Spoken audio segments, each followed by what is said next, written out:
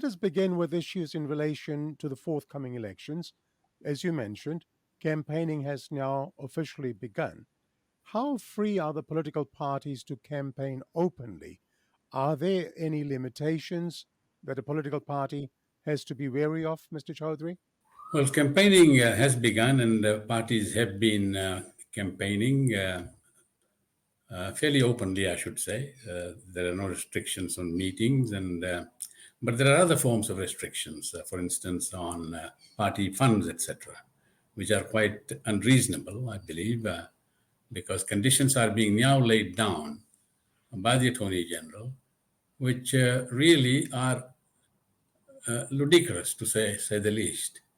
And I don't know why these new rules are now being brought in, because they were not there in 2014 or 2018.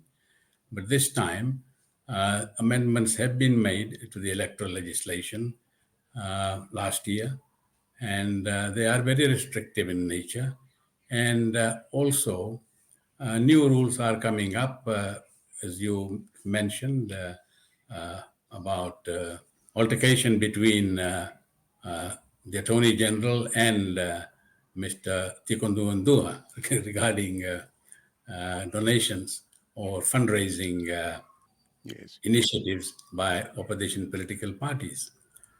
Now, the AG has gone to the ridiculous extent of saying that if there is a fundraising event for which tickets are to be sold, let's say dinner, then the party has to have the names of all those who buy the tickets, or if we are selling roti parcels to raise funds, you have to take the names of all those who buy the roti parcels, and including their residential address, and keep it on record so that these can be submitted to the registrar of political parties.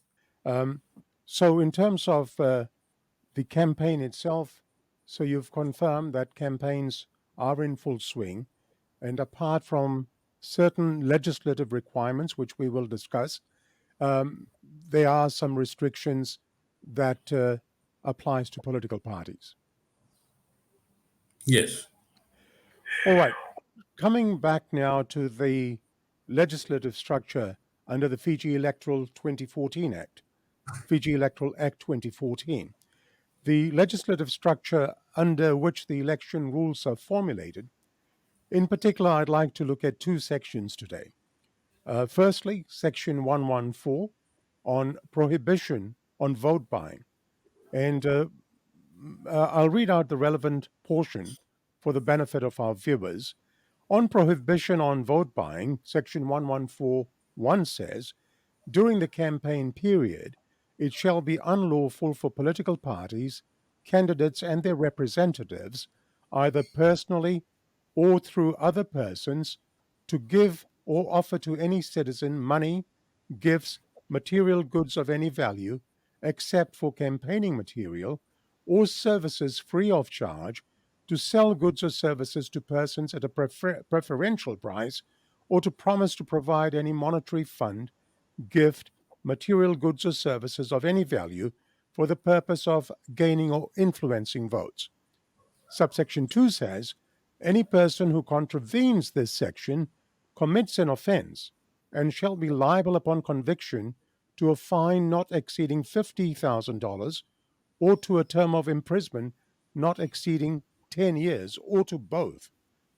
What are your views on Section 114 of the Fiji Electoral Act 2014?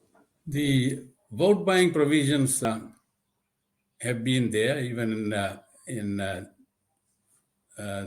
older days, because vote buying is not legal. You cannot have free and fair elections if you do not restrict that. But the penalties that have been prescribed, like $50,000 fine and 10 years imprisonment, they are ridiculous. They're outrageous, actually. And in this regard, the Multinational Observer Group, in its 2018 report after the 2018 elections, advised that these penalties must be reviewed and that the electoral offenses must not be criminalized. But that has not happened. They have done absolutely nothing about that. And I think that is one area which needs urgent attention. It seems that the Fiji First governments they're using this as a tool to intimidate its opponents by having heavy penalties, and this, of course, is a deterrent. Penalties like this and other provisions in the electoral legislation and the political parties legislation, these are deterrents to uh, well-educated, qualified people who we need in politics not coming into politics because of these financial disclosure provisions and all this kind of restrictions and uh, intimidation that goes with it. We do not have the quality of people coming into contest elections because they don't feel secure.